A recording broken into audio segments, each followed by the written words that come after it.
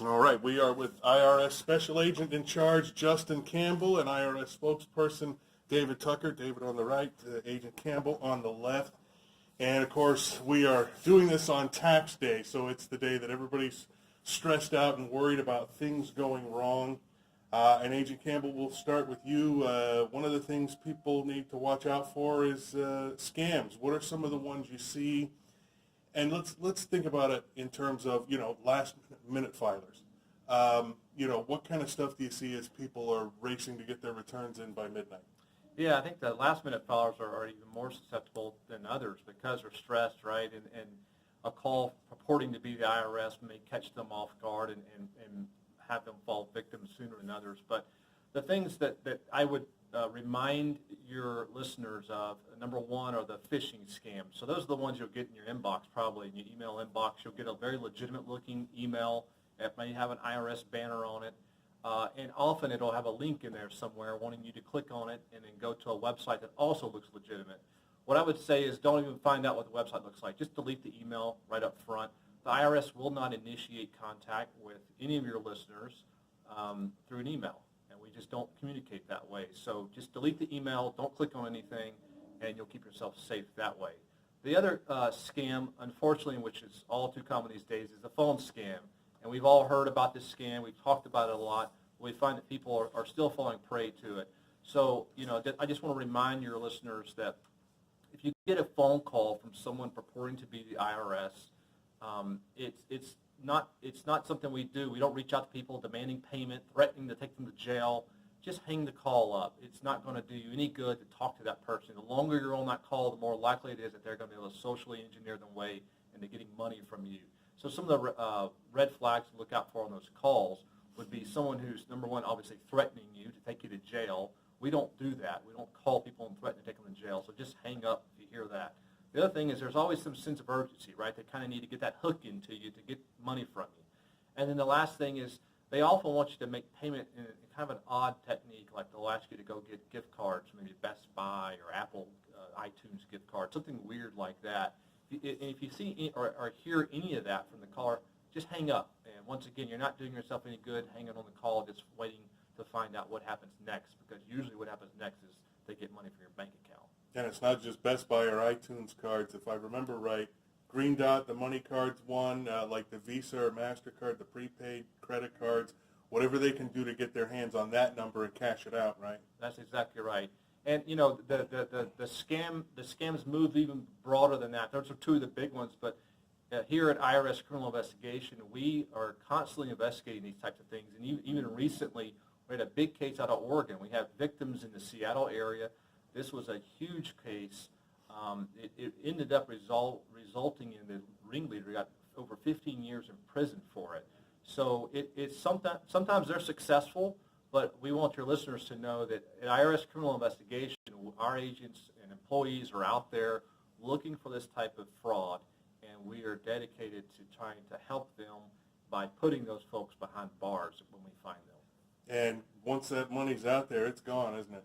I think, unfortunately, a lot of times it is gone. Sometimes it goes all overseas. Sometimes it just gets spent. But the best thing that your listeners can do is just safeguard their money. Don't ever let it leave their bank account. So like I said, delete the funny-looking emails. Even if they look legitimate, delete them. And hang up on those callers because you're not doing yourself any good. How about some of the stuff involving the people you're supposed to be able to trust with your information, people who say they'll prepare your taxes for you? What do you see from them? Or, well, I shouldn't say from them because there are plenty of good ones out there, but from the ones that are not such good operators. Yeah, that's a great question. First of all, thank you for saying that, because there are a lot of good return preparers out there. They're working hard for their clients. They're trying to keep their clients out of trouble. That's the vast majority. But there are that small percentage that are unscrupulous. And this time of year in criminal investigation, we really pick our efforts up in that regard. And we are committed to making sure that the taxpayers know what they're in for. Let me give you a couple of things that you can do to kind of protect yourself. Number one, the IRS.gov website has a directory of return preparers, tax professionals you can go to have your return prepared. You can also do your own research on the Better Business Bureau's website. And then when you walk into an office, there should be some kind of things you're looking out for, right? So If the fee structure is based around the refund you get, that's a big red flag indicator. Just turn around and walk out. You're not doing yourself any good. And by the way, you might want to report that to us because we probably would investigate it because that's a big red flag. The second thing is if the return preparer is too busy to go over the return with you or at least give you time to ask questions, that's another big concern for us. So there's a couple of areas there where you should do well to remember those when you deal with tax professionals. We just recently, in Federal Way, prosecuted and was successful in obtaining a conviction for a Federal Way return preparer for filing false tax returns on behalf of the clients. And, you know, it might be tempting up front to get that bigger refund, but unfortunately what happens is when those return preparers take advantage of their clients, they file and they get that bigger refund, when the client gets audited, the client is on the hook for the penalties and interest. So that's why in criminal investigation, we go after return preparers that are unscrupulous because they're taking advantage of the clients when the clients really don't know any better. And this is a case you mentioned, you know, talking about a bigger refund. Is it that the preparers try to get the client to inflate their income or do something to manipulate it so that the refund is bigger? What do they do? It depends. It depends on what kind of scheme it is. Generally, there's tax credit schemes. You can also inflate expenses, right, on a return. The one out of Federal Way was unreimbursed employee expenses, mileage, things like that the clients just simply weren't entitled to. But it depends. Every scheme's a little different. I think the most important thing that clients can do is just when you meet with a return preparer, just go over the return. And yeah, it may not make a lot of sense to you, but just look it over. Do your best to make sure if you see a deduction for mileage and you know you don't drive your car for business reasons, well, then that's a pretty good clue right there, right? So I would say that they just need to go over the return with a professional, have them explain the items to them, and that would help to mitigate any surprises down the road. What are some of the other tricks that you see with these? Well, we don't know if they're certified preparers pulling a fast one or claiming to be. I mean, it could be a little combination of both, I would imagine. But what are some of the other things that they do to try to get you to, you know, monkey around with your return? Well, if you're offered to sign a blank tax return, that's one way that you probably should. That's one red flag, I should say, that you should avoid. Another thing is sometimes you'll get a copy of a return showing a refund, but the actual return that actually was filed with the IRS looks a lot different. And so the return preparer may actually steal some of your refund from your treasury check. It goes into their bank account, and they write you a check for a much smaller amount that you think is now your refund. So if you're getting a check directly from the return preparer's account, that's another indicator that maybe something's not right. You should ask more questions about why that is the case. Okay, so I'm looking down the list here. Business credits. That's an interesting one. Does that involve people who own their own businesses and are filing business returns? Yes, sir. Well, purportedly, right? But unfortunately, things like the fuel tax credit, they get abused.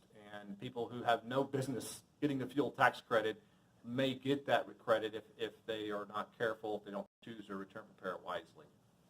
Okay. The other one I see here, offshore tax avoidance. Tell us about that one. So that's a big category, right? So we at the IRS had a big program recently, the Swiss bank program that's closed. That was closed several years ago now. And it was a concerted effort by Swiss banks to court U.S. taxpayers, have them invest funds overseas away from the reach of tax authorities here. And that was kind of probably the biggest wave in recent years, or enforcement effort in recent years. But we know that there is more tax avoidance overseas in our organization. We have seen it move from the Swiss bank program now to other countries, and it's something that we continue to work. We have an entire international operations section that focuses on that. We have a special team of agents and investigators in Washington, D.C. that focus on those types of cases.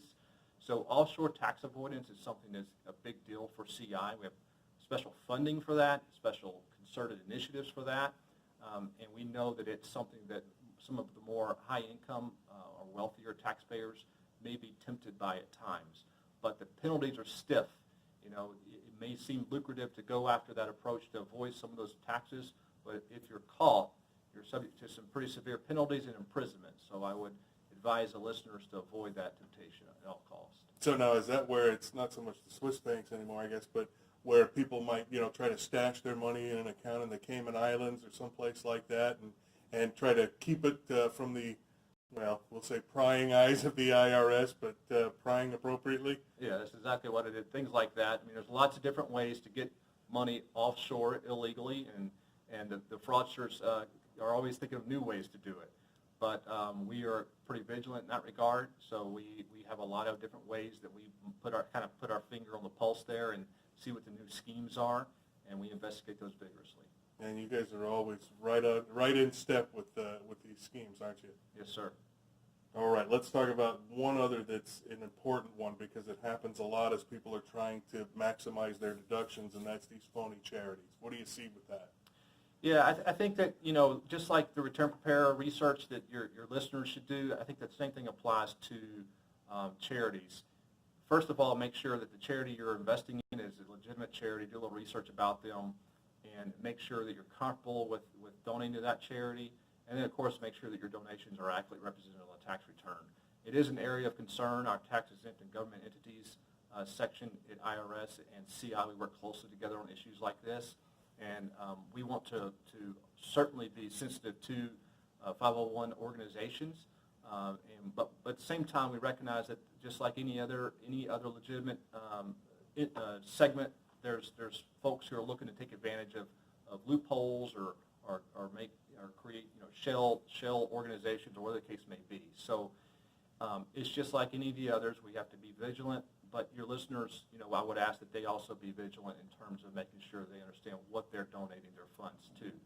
And the penalties, once again, are stiff. We will absolutely pursue tax evasion charges against individuals or organizations that are promoting that type of activity.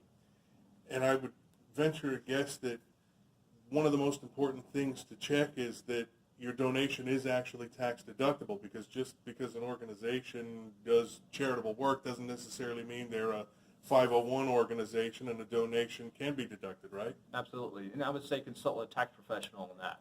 Talk to them about what the charity is. You can do your own research, but I think really your listeners should focus on consulting with a tax professional to make sure that the organization itself is a charitable organization within the definitions of Section 501 of the Internal Revenue Code. All right. Did we miss anything about the scams? I would just add to that is that you can go to the IRS.gov and actually check to see if a charity is actually recognized by the federal government as tax exempt. We have a directory that you input a few key pieces of information about that organization, and they'll let you know whether they are currently recognized as being tax exempt. So that's one way to check on IRS.gov, is to check that, make sure that that charity is actually a tax exempt organization. Sounds like you guys have several great databases on the website. Tax preparers, charitable organizations. Any other of those search functions that folks should be aware of? Well, I would follow up with that. We do have a directory of for tax preparers on there. And I would also say that, if you are using a tax preparer, and a lot of people do, then you should also make sure that they have a preparer tax identification number, because they should be including that on the tax return. That's one way that the IRS can kind of track which preparer actually did that return, see if there are issues with the series of their returns. So make sure they have a preparer tax identification number, which is called a PTIN. And if you're looking for a tax preparer and you don't know where to start, a lot of times it's good to start with your Better Business Bureau, your local Better Business Bureau, to see if there's been complaints or issues with a particular tax preparer. And so that's where I would kind of start. And we have it, as I mentioned, go to our directory first. That way you kind of know, and then also just check to see, like you would do any due diligence, check to see if there aren't any complaints out on that particular tax preparer. And that's a good segue, because I know we're also talking today with David about how to choose the right tax preparer. Give us some of your advice as people, if they've tried to do it themselves, e-file, and decide they're going to have a professional do it. What are some of the things they ought to be looking for? Well, you want to do your due diligence like you would with any, like if you're going to use a certain bank or any sort of that sort of an organization like that, because of the fact that you're handing over your personal financial information. So you want to make sure that they're credible. A couple things to kind of look for is that you want to make sure they're going to be there after the filing deadline. And so that's where you can kind of check and see that they've been there for a while, what their history is. As Justin had mentioned, you want to make sure that most of the preparers out there do great work and they're very professional, but there are some unscrupulous ones. And so you just want to do your research prior to handing over that information. I would also say that if you're just still trying to decide whether to choose a preparer, don't give them your information until you know that you're committed to actually using them, because when you do hand over that information, it's like the keys to your house. You're letting them into your personal financial world. And so you want to protect your financial and personal information just like you would money in your wallet. So we always kind of caution people, make sure before you commit, make sure that you're actually going to use them before handing over your tax return information. Yeah, 'cause you're talking about not just social security number, possibly bank account information and all kinds of stuff that they now have, I don't want to say unlimited access to, but certainly with the right information, your date of birth and certain things, they could have a lot of access to your money if they're trying to pull a fast one, can't they? And that's why you want to review your tax return. I mean, you want to make sure that, that first of all, that any dependents you may have or a spouse, that it's actually that you have that many dependents or that you're actually married. And so also check those Social Security numbers to make sure those numbers are accurate. And make sure they should be also electronically filing your tax return unless you need to have a paper return file.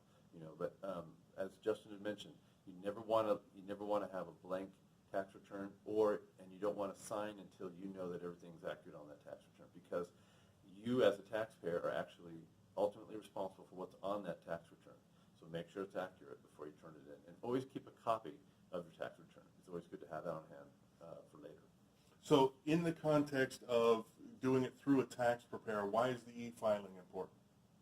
E-filing is probably the most effective and safest way to file your tax return, and especially if you're due a refund. If you're due a refund and then you electronically file, we also encourage people to request direct deposit. That way the money is going directly into your bank account as opposed to waiting for a check. The thing is you need to make sure that those bank numbers, those bank routing numbers and account numbers are accurate, because whatever you specify, that's where the Treasury Department is going to send it to. So you want to make sure it's actually going into your account and not somewhere else. So just reconfirm those account numbers before you hit send. So with an e-file, you're also doing an electronic signature. What's to stop a preparer from, say, monkeying around with the numbers or changing stuff even after they've gone over it with you and then doing the e-signature themselves? Because it's not it's not going to be your own handwriting that can be verified. Well, when those kind of things come up, and that's why on the enforcement side, they're always scrutinizing to see the track record of these tax preparers, and that's why that preparer tax identification number is critical, because it should be part of the tax return that you get back from your finalized copy from the tax preparer, and that way we know, we can look at from the IRS side to see if there's reoccurring anomalies happening with a particular preparer, and then that's when the criminal investigation side of the house will come in and do their job and take those people off the street. So the big question, since we are having this discussion on April 15th, for those folks who are waiting till the 11th hour to get it done, what's the advice? Well, hopefully most people have done their tax returns. But if you're waiting till now, most of the folks that are filing this point in time are because they have a complicated tax situation or they have a tax liability. And so what we often recommend is that if you get to a point where you find you cannot file by midnight today, then we encourage people to request an automatic 6-month extension. The key with that, so that means that you get a 6-month extension to file your tax return. That means you have until October 15th to file. The trick is, though, is that getting an extension for your tax return does not mean it's an extension to pay. So you still need to do an estimation of your tax liability, pay that amount, and then that way any sort of penalties or interest that accrue during that 6-month period will be minimal, because it's just based on whatever remaining amount is due to the IRS. So make a payment, and when you make that payment, if you're going to be doing it through an installment plan or by credit card or debit card, you can actually, when making that payment, request an automatic 6-month extension. So we encourage people to do that if you find that you cannot file by midnight tonight. And let's talk a little more about that, this installment plan. How can people get themselves into that if they can't make their full payment by midnight tonight? So I would say go to our website. It's probably the best resource, because all this stuff can be done on the website. And so irs.gov is a great way to do it. If you also find that you've got a tax liability that you're in financial hardship and it's very difficult to take care of that tax liability, there's a program called Offer and Compromise. That's another option. That is where you can talk to the IRS and explain what your current financial situation is, and then we can go from there and see if there's a way to reduce that tax liability. But the best thing to do is if you have an issue is to communicate. Communicate with the IRS that there's an issue, and then we'll work with you and collaborate with you to help resolve that, just so you can take care of whatever tax liability you may have. And if you do get, as Justin mentioned, all these different scams that occur, the best thing to do is if you actually are concerned, do I have a tax liability like these people are saying, you should know a couple things. First of all, as a taxpayer, you have what's called Taxpayer Bill of Rights. And that means one of those Bill of Rights is that you can appeal a tax liability. So if you ever get a phone call and they're calling saying, hey, you have to pay this, you have to pay it now, know that you have rights to appeal that tax liability. The other thing I would say is that you can contact the IRS directly. You can call us at 800-829-1040. That way you know you're actually speaking with an IRS representative, or you can come to one of our tax assistance centers. We have one here at the Federal Building in Seattle. And you can actually set up an appointment. You go online to our website. There'll be a number to call. You set up an appointment. They'll talk to you there, get that appointment lined up, and that way you know when you actually come into that appointment that you're speaking with an actual IRS representative rather than a potential scammer that's out there trying to steal your information. The other thing I was just thinking about, too, is if somebody has to estimate and they haven't gone through the return or to a preparer and they're going to do that extension, how do they reach that estimated figure? Like, what's the advice? Well, you can go through and on our website we also have something called Free File, and that's free tax software for those who earn under 60. Hang on a second. I think it's 55, right? 55. So let me start that over. So you can go on our website and we have something called Free File, and for those who earn under $55,000 a year, they can use free tax software. And by going through that tax process, even if you don't file at that point in time, you can use that software to help calculate what an estimation is of your tax liability. And that way you kind of know what you should be paying. And then you can, like I said, we have a number of payment options on our website. And just go to irs.gov and then figure out which payment system it works best for your situation. Okay. Fellas, any other advice for these last minute? Oh, I know what else I wanted to ask you too, Yeah. David. Let's say somebody is jumping into this cold today. Is there anything about the new tax law that they might see differently from what they did last year? Well, there's been a number of changes, and that's why we encourage electronic filing, because when you do electronic filing, all that tax reform law is built into that software, and it'll help identify whether you're eligible for certain tax deductions or tax credits, and also does all your math computations. But, this year we're probably going to see more people filing that don't itemize, because the standard deduction has now been doubled, and for a lot of people that means that they're not going to need to itemize like they did in the past. So that's why you can go to our website. Form 1040 is on that website, and you can download it, and that way you can kind of work through the process and see what's going to be best for you in terms of whether you're doing a standard deduction, whether you're going to itemize. All right, very good. David Tucker, Special Agent in Charge, Justin Campbell with the IRS. Thanks, fellas. Appreciate that.